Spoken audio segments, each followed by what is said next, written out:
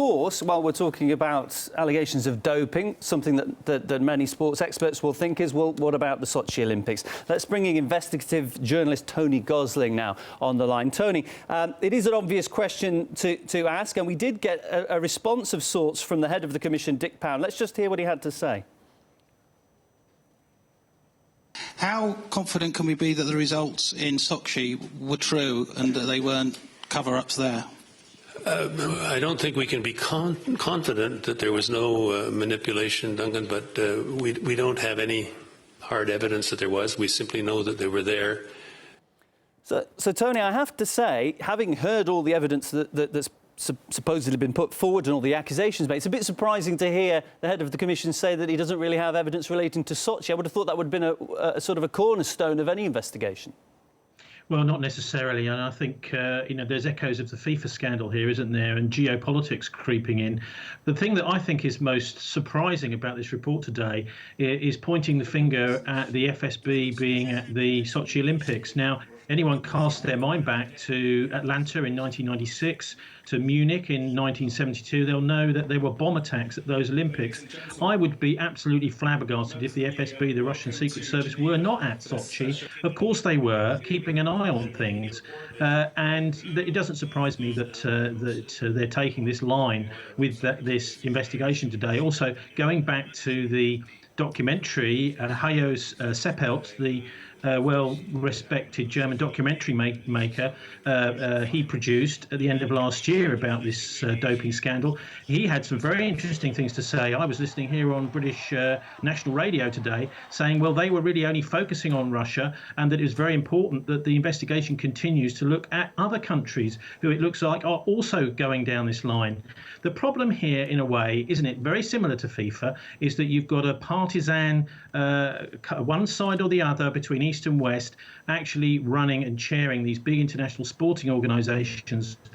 I mean, for example, with FIFA, we've got Prince Ali bin Hussein, Jérôme Champagne from France, Michael Platini going for broke as wanting to be FIFA chairman, but he's involved in a corruption scandal. What we really need is independent countries, small maybe even independent countries that are not either West or East, chairing these organisations. Otherwise, they're being politicised in this kind of big geopolitical struggle that we're seeing in all sorts of ways now. These, I suppose, things you wouldn't normally expect to be involved in politics, that's creeping in here. Seb Coe is in a very difficult position as IAAF chairman, and because he's a conservative lord, he's a Tory lord in the House of Lords here in London.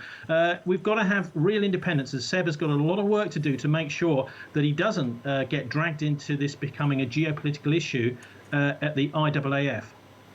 And I'd just like, many thanks, Tony Gosling, there. And I just want to come back to Andrew Farmer in the studio, because a point that Tony just mentioned there, it isn't just Russian athletes who are being accused here, is it? That's all we're hearing about in the headlines today. And I mean, just picking up what Tony said, the questions in the press conference was, well, what about Sochi? Well, what about, World Athletics Championships from a few years ago? What about, Olympic Games from a few years ago? Because we do know, and it was said at the start of this press conference, even though Dick Pound said we can't go into details, but they're also investigating at the moment suspicious test results for that weren't pursued by the IAAF for several thousand athletes. These means that these drug tests, can't all be Russian. People who've tested positive have been covered up, and there's thousands of names on that list. They can't all be Russian. So if you're going to ask how sure can we be that people didn't fail or were doping in Sochi, but what about asking that question for other major athletics events that have taken place, considering there are thousands of names on that list that they're ploughing through right now? And that suggests that if we are talking about guilt, this could go global.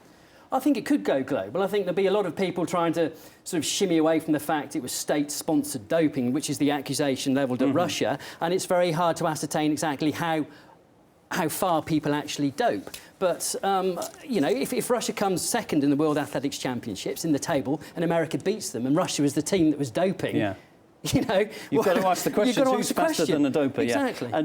And another important point, I think, to this report is that, again, it's not just athletes accused of wrongdoing, because we have a former IAAF president who's implicated, and I understand that that's subject to a police investigation.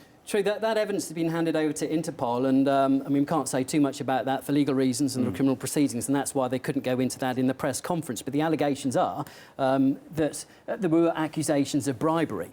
So, and this is Lassine Diak, who was the former IAAF president for 16 years before Seb Coe. Well, we understand that he wasn't named today, but we understand these are the accusations in all of the major media, that he's the man subject to investigation on accusations of bribery. So the whole thing goes way beyond just Russia, although they are the focus of it now. It's not just, starting with grassroots athletes in Russia. When they start competing, it then goes way above to the people who actually do the doping tests, to the people who actually have a vested interest in the sport looking clean, such as the IAAF, and accusations that there was corruption within that and people taking bribes within it to conceal these tests. So it goes much further than Russia. Obviously, that's a central plank to all this and should be investigated, but you can't just, listening to what I heard today, you cannot just ask questions about Russia. Absolutely. Well, let's ask a question to Tony Gosling. Again, the sheer scale of these accusations and the fact they are concentrated on Russia, what do you make of them? Well, it's not so important what I make of them. What about the British athlete Paula Radcliffe? She's a runner. She has actually called on this documentary maker, Hayo Seppelt, to come clean with these 1,000 names, to literally make them public so we can see. And I would be extremely surprised if they're all Russian names. That there is actually, I think, amongst the ordinary athletes out there, an absolute unanimity that they do not want their sport to be used for these kind of cheap geopolitical purposes. What they do want, though, is for those who are responsible, whichever part of the world they are, to be brought to justice, to stop this practice so that we can start to rely on these athletic competitions around the world, that there is not cheating going on, because effectively that is what seems to have broken down here. And it's not just over the last year either, since this brilliant documentary you mentioned by the German documentary maker. This has been going on for a very long time.